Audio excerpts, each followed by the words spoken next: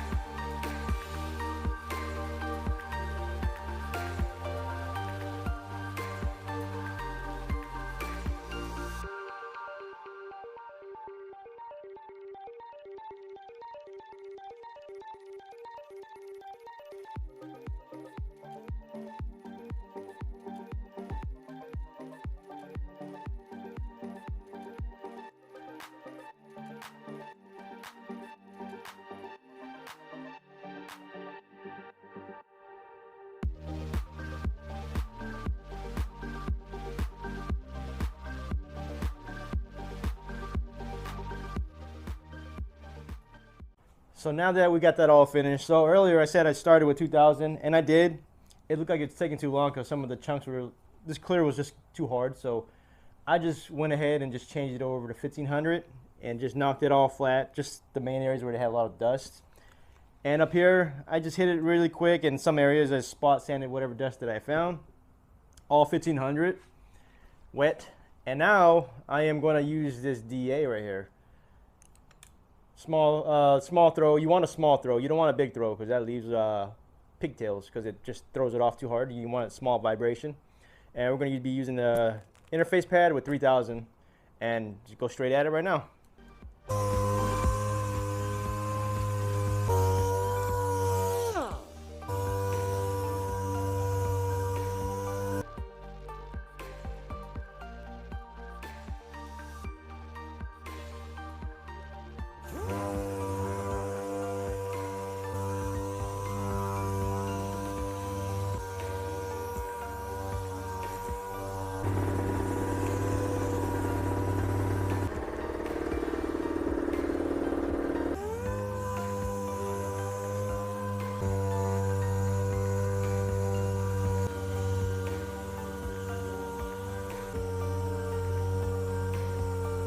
right, all the sanding's done.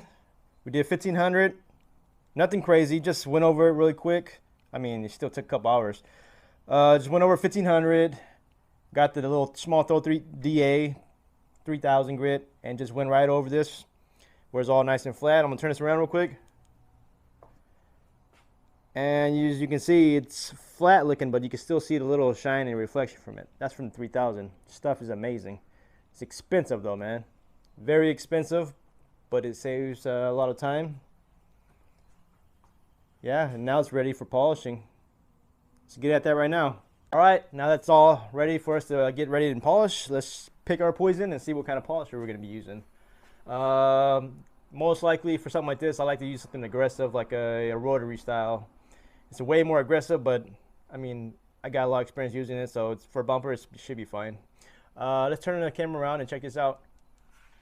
So these are the ones right now. I got the big dog right here for bigger things, the long throw, and I think I might be using this little rotary right here. It's a 5-inch torque rotary style. It's a nice polisher, so let's get at that and we'll get ready right now. So today I'm actually going to use a Griot's brand. We got the big warehouse down here in Tacoma. They're supposed to be really good. I bought it, I tried it.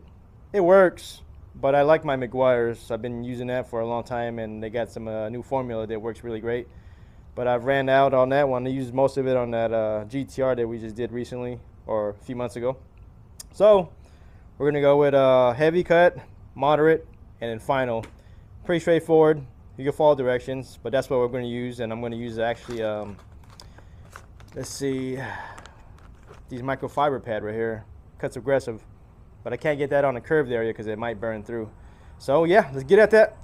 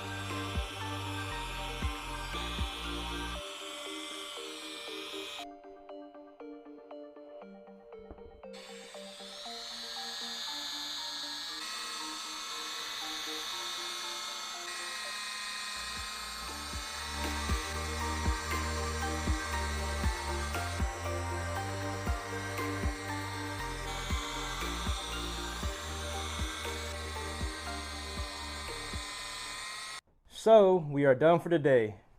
Got everything all unmasked. I didn't get that on video because my dumbass actually pressed photo instead of video mode. So I'm gonna turn the camera around and check it out and see how it looks after it's all been polished. All right, turn around, bam. So this is all gonna get refinished by the customer because I wasn't part of the deal. He's gonna spray them all black, and these molding black.